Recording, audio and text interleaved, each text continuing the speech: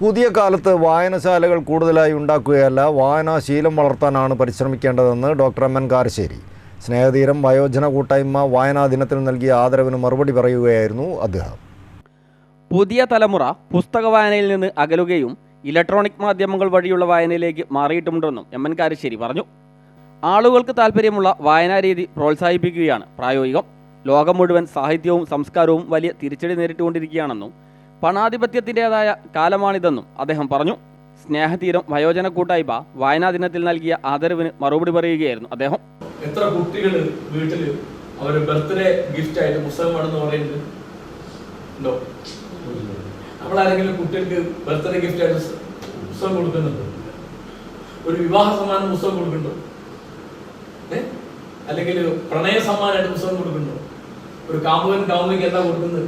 വേറെ എന്ത് കൊടുത്താലും പുസ്തകം കൊടുക്കില്ല. പക്ഷേ ലോകത്തൊന്നും ഇങ്ങനെയല്ല സ്ഥിതി. അവിടുത്തെ ഏറ്റവും വലിയ ഗിഫ്റ്റ് എന്ന് പറയുന്നത് പുസ്തകം. കാരശ്ശേരി ഗ്രാമപഞ്ചായത്ത് president Sunitha Rajan M N കാരശ്ശേരിയെ പൊന്നാട അണിയിച്ചു.